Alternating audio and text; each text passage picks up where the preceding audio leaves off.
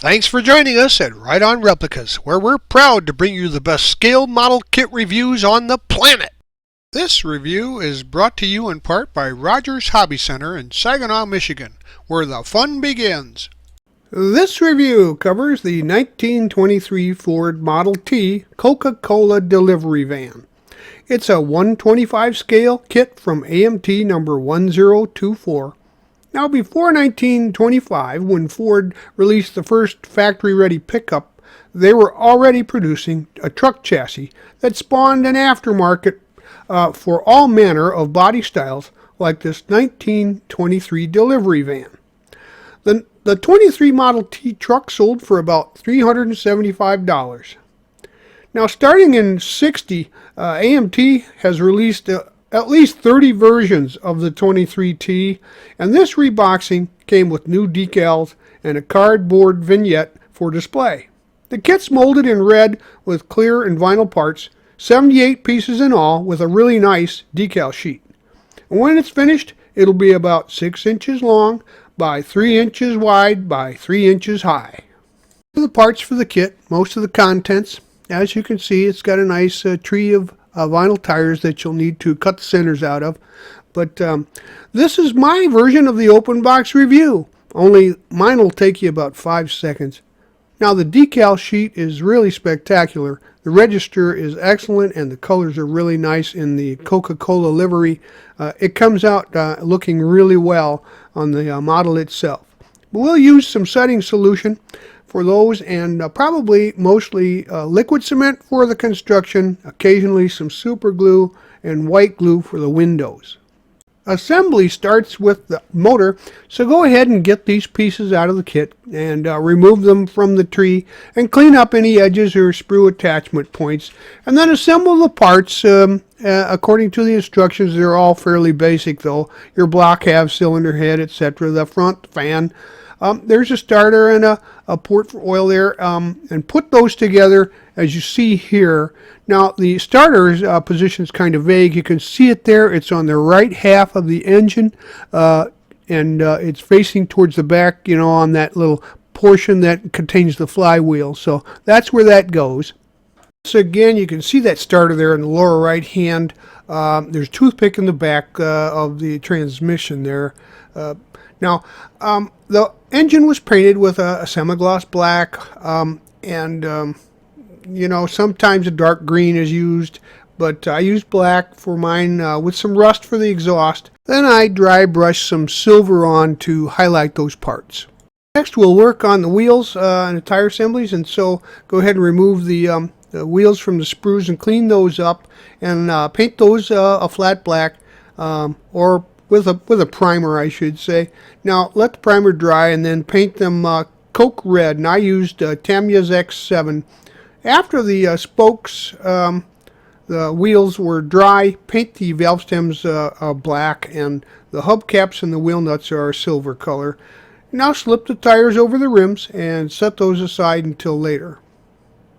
Parts out to start on the frame, the left and right rails and the cross members. There's also a little hand brake brace there that will need to be removed from the sprue and cleaned up.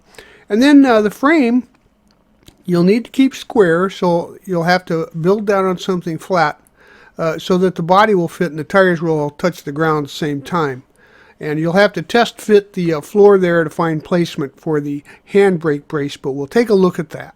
After the frame has dried, we're going to scrape some of the paint away from the mounts there, find the locating points for the motor, and glue the motor into place at this time.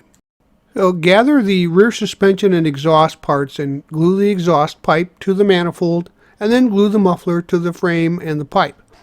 Next, glue the rear spring to the rear axle and wait for the glue to set up and dry.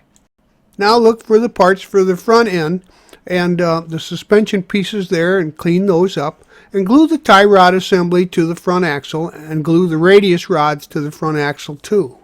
Now we're going to take the sub-assemblies for the front and rear suspensions, and they locate fairly simply there. There's some good mounting locations for those, so go ahead and glue those into position, but make sure that everything is level and square so that the wheels will work out well when they're done, and this will put them in their position on the axles. So go ahead and watch the symmetry on that and look it over before the glue sets. Now that the glue is set on the frame and suspension pieces, we're going to paint that with the flat black and then let that set. And we're also going to paint the exhaust pieces with some rust paint for emphasis. Now we'll look for the pieces for the front cowl area, and so grab the cowl, the ignition box, and the coil box, the instrument panel, and we're going to remove the flash and any sprue attachment points there, and glue the ignition box to the left side of the cowl, the instrument panel on the right, and the coil goes in the center. Now the clear parts, they'll be glued on just before final assembly. So we can do a little detail painting here. The inside of the cowl is wood, like a plywood. I painted that with a deck tan, and the components with some flat brown. Those are just wooden boxes, and detail the highlights there with chrome pen. At this point, things will start coming together. So gather the floor, the cowl assembly, handbrake, and the foot pedals. Also the side panel seats, the bases for those, and the steering columns, pieces, and fenders and running boards. And I painted the wood parts with the deck tan color, and the floor and the seat support are kind of a rubbery black. The seats are brown leather. Now the first coat of X7 Tamiya paint there, red, goes on the rest, and we'll get that started for assembly. Now that we've got some bases going here for the pieces to assemble, make sure that you scrape any paint off where you're going to glue edges or tabs together, and glue the handbrake, the foot pedals, fenders, and the running boards to the floor, and make sure everything is flush and square and the seams are tight. Remove the paint from the gluing surfaces here on the cowl, and glue the cowl assembly into position there, and make sure that it's vertical. Assemble the seat parts there, the riser base and the seat cushion together, and put those into place with each other. Now glue the sides, the edges of the bottom of the sides to the floorboards there, the floor, and that will sandwich the seat into position. So place those all into position at the same time, and then let that set and dry. But use some slow setting glue. We're going to add some more parts. Now, as you see, we're going to add some more of the assembly pieces. And so the headlights, hood, crank, the rear doors, the roof, the license plates with its light, and the radiator cap and the radiator tank need to be removed from the sprue trees and cleaned up. And then once you get that ready, we'll add those. So here we go. First, we're going to assemble the radiator tank and cap, and paint the inside of the radiator black. The tank is a copper or brass, and then the cap can be a chrome. Now glue the radiator assembly to the frame in between the fenders, using the hood to get it into the proper place there. Now glue the rear doors between the side panels, and then glue the headlight housings to the fenders next to the radiator. Now we'll paint the top of the roof a rubber black color, and the steering column and the crank are gloss black for the mast. Of course, as you saw, the actual steering wheel portion is wood. Now glue the body to the frame, and slide the steering column through the floor and attach it to the steering linkage below, and glue it into place. Now attach the license plates to the left floor rail. Your clear parts don't look too bad, but I always dip them in some of the Pledge floor coating. It really makes them look crisper and cleaner. So I did that, wicked off the excess and let that dry. And then we're going to glue the windows into the body with some white glue after painting the inside of the headlight buckets with some chrome. And then glue the glass into the headlights too. And once the clear parts are dry, you can mask those off. Now we're going to just gently place the hood into position, no glue, and then cover up the interior and frame components with some low-tech masking tape. And we're going to paint the exterior again with a couple of good coats of the Tamiya X7, Then let it dry and give it a coat of Pledge floor polish for shine. You see here the model assembled and painted, etc. But before we put the roof on and the decals, we're going to place the hood into position, cover the interior and frame components with some low-tack masking tape, and then we're going to paint the exterior again with the X7 Tamiya Red and let it dry and give it a coat of Pledge for so that the decals will stick. Next, we're going to apply those decals, use plenty of warm water to move it into position.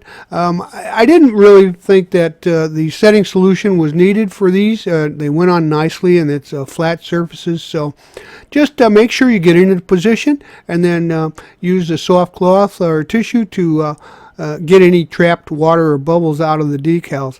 Now let those dry overnight, and you may want to give the overall another coat of the Pledge for a good overall sheen.